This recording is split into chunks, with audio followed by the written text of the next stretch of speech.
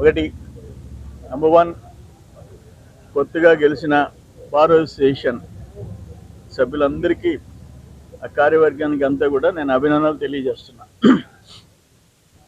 మరి ఈరోజు ఏంటంటే కోర్టులో ఆయన 1000 కోట్ల ఆస్తుల గురించి మాజీ మంత్రి కాకాని గోవర్ధన్ రెడ్డి నా మీద చేసిన, మా కుటుంబం మీద చేసిన ఆరోపణల మీద సివిల్ డిఫమేషన్ వాయిదాకి అటెండ్ అయినాను. మళ్ళీ జూలై 15వ తేదీకి వాయిదా వేశారు.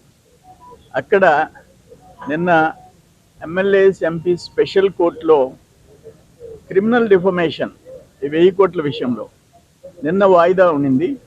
దాదాపు 2 hours నా నా నా సాక్ష్యం అంతా చెప్పడం జరిగింది. మళ్ళీ ఎల్లుండికి రేపటికి వాయిదా వేసినారు. సో ఇవన్నీ కేసులు ఉన్నాయి.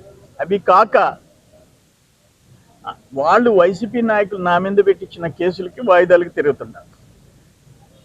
ఆ రోజు 1000 కోట్ల ఆస్తులు నేను కేసు పెట్టకపోతే నేను లోకం దృష్టిలో ఓ పెద్ద అవినీతి పరుణ్ణి. 1000 కోట్లు ఇతర దేశాల్లో దాచుకున్నాను. అందుకని కేసు పెట్టాల్సి వచ్చింది. క్రిమినల్ కేసు పెట్టా, క్రిమినల్ డిఫమేషన్ వేసా, సివిల్ డిఫమేషన్ వేసా. ఒక రాజకీయ నాయకుడు ప్రత్యర్థి మీద ఆరోపణలు ప్రత్యారోపణలు ఉంటాయి.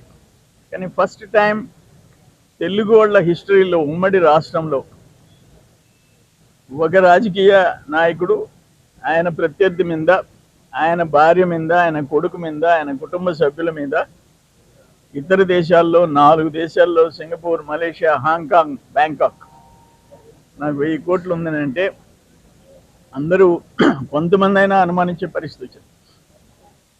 ఎందుకంటే డాక్యుమెంట్స్ పెట్టాడు, బ్యాంక్ అకౌంట్స్ పెట్టాడు, నేను ఆ దేశాలకు వెళ్ళినట్టు ఇమిగ్రేషన్ స్టాంప్స్ పెట్టాడు, పాస్పోర్ట్లు పెట్టాడు.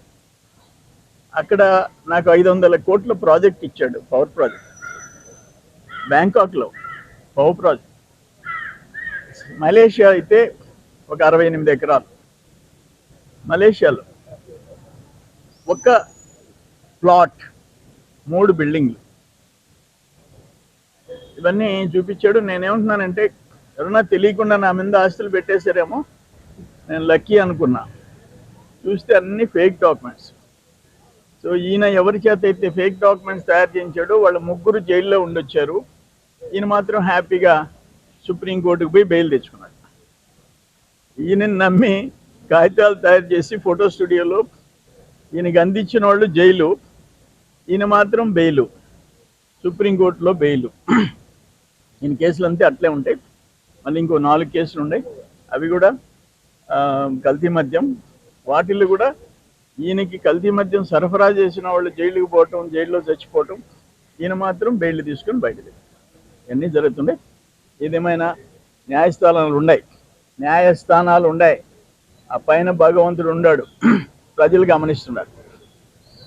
నేనుగా ఒక్క తప్పుడు కేసు పెట్టిను, నేనుగా అటువంటి దుర్మార్గాలకు పాల్పడను. అందుకని అంత గమనిస్తున్నారు, ప్రజలు గమనిస్తున్నారు, న్యాయం జరిగింది. పంటపడంది అక్కడ మళ్ళీ ఇప్పుడు ఆయన జైల్లో ఉన్న ఆయన మనుషులు దాడి చేశారు. చావు బతుకుల్లో శ్యామరెడ్డి, పంటపాళెం శ్యామరెడ్డి జైల్లో మొన్న రాత్రి పొడిచారు రాడ్లతో. ఒకటి వెన్నెముక దగ్గరికి పోయింది, ఒకటి లంగ్స్ దగ్గరికి పోయింది. ఈ చేతులన్నీ ఫ్రాక్చర్ అయినాయి.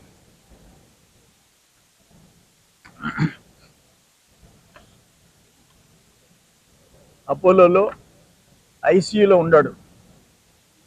ఇది ఈరోజు డేట్ ఎంత? 24. అంటే 22 రాత్రి అరౌండ్ రాత్రి 9-10 గంటలప్పుడు అటాక్ చేశారు. ఆయనకి సర్జరీ చేసేటప్పటికి రాత్రి 2:30 దాకా పట్టింది అపోలోలో. రాత్రి 2:30. అంత దుర్మార్గాలకి నెలవైపోయింది వైసీపీ వాళ్ళు.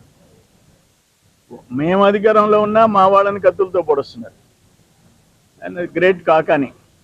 ఇవన్నీ డెఫినెట్గా వీటన్నిటికీ మాకు ఒకటే నమ్మకం, న్యాయం, న్యాయస్థానాలు, దేవుడు, ప్రజలు వాళ్ళు చూసుకుంటారు.